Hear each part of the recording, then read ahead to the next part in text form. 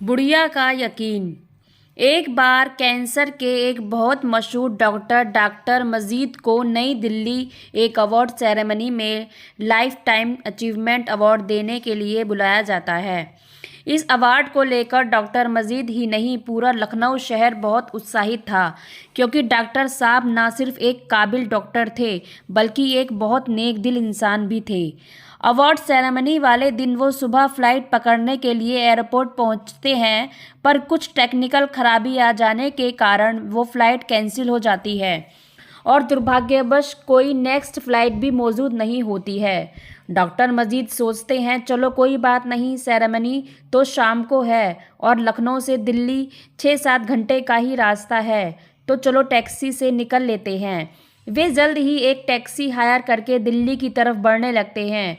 आधे रास्ते तक तो सब ठीक रहता है, लेकिन अचानक ही ड्राइवर कहता है, साहब सामने देखिए, बहुत बड़ा जाम लगा हुआ है। अगर हम इस रास्ते से जाते हैं तो पहुंचने में रात लग जाएगी। अगर आप कहें तो कोई दूसरा रास्ता ट्राई करूं।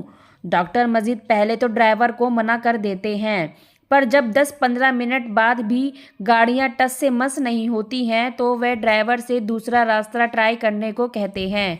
ड्राइवर अपने अंदाजे पर गाड़ी सर्विस लेन पर ले लेता है और जो पहले कट मिलता है उससे बाईं तरफ मुड़ जाता है। ऊबड़ खाबड़ रास्तों पर घंटे भर चलने के बाद भी कोई पक्की सड़क या रास्ता नहीं दिखाई देता।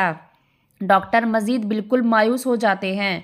तभी उनको दूर एक झोपड़ी दिखाई देती है। वो देखिए ड्राइवर साहब, उधर एक झोपड़ी है, चलिए वहीं चलकर पता पूछते हैं। ड्राइवर तुरंत गाड़ी रोकता है और वे दोनों उतरकर झोपड़ी के पास पहुंचते हैं। अरे कोई है, ड्राइवर जोर से पुकारता है। झोपड़ी से एक बूढ़ी सी औरत बाहर निकलती है। क्या बात है बेटा, क्यों पुकार रहे हो? माताजी, हम लोगों को दिल्ली जाना है, पर हम रास्ता भटक कर इधर आ गए हैं। क्या आप हमारी मदद कर सकती हैं? ड्राइवर वृद्धा से निवेदन करता है। बिल्कुल मदद करूंगी बेटा, पहले आप लोग अंदर आकर पानी तो पी लो। वह उन दोनों के लिए पानी और कुछ गुड़ लेकर आती है। डॉक्टर मजीद उस गरीब की आवभगत से खुश हो जाते हैं और पूछते हैं, आप यहाँ अकेली रहती हैं क्या?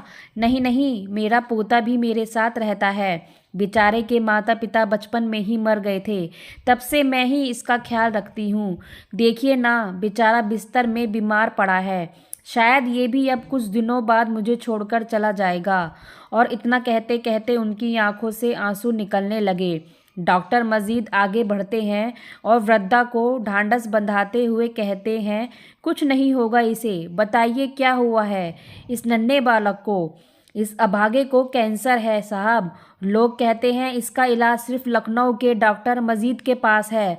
बहुत कोशिश की, कई बार चक्कर लगाए, पर डॉक्टर साहब से मुलाकात नहीं हो पाई। अब तो सब कुछ कृष्णा पर छोड़ दिया है। अगर मैंने सच्चे मन से उसे माना होगा तो एक दिन वो मेरी मदद करेंगे। इतना सुनते ही डॉक्टर मजीद का गला रुंध गया, आंखों में नमी आ गई। वे पूरे दिन के घटनाक्रम को सोचने लगे कि कैसे बुढ़िया का यकीन हकीकत बन गया, कैसे उस ऊपर वाले ने अपने बंदे के उन्हें यहाँ भेजा। गहरी सांस लेते हुए वे बोले, मैं ही हूँ डॉक्टर मजीद, आपके कृष्णा ने ही मुझे यहाँ भेजा है। चलिए मेरे साथ, हम आज से ही इस बालक का इलाज शुरू करेंगे। फिर वे ड्राइवर से बोले, ड्राइवर गाड़ी वापस ले लो। लेकिन वो आपका लाइफ टाइम अचीवमेंट अवार्ड?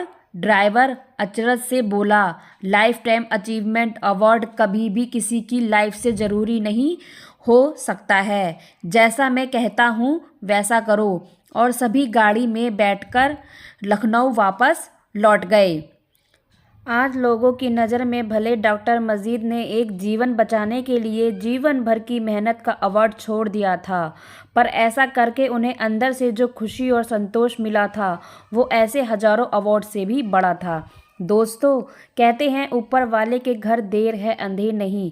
यदि आप सच्चे दिल से किसी चीज़ में यकीन करते हैं और उसके लिए हर संभव प्रयास करते हैं तो एक न एक दिन वो आपको मिल ही जाती है। इसलिए उस बूढ़ी औरत की तरह दृढ़ विश्वास के साथ जो कुछ भी आप पाना चाहते हैं उसके लिए कर्म करिए, लेकिन फल कब कैसे कहाँ मिलेगा वो भगवान पर छोड़ दीजिए। अगर आप सच्चे हैं तो आपके भी डॉक्टर मजीद एक न एक दिन आपको ज़रूर मिल जाएंगे।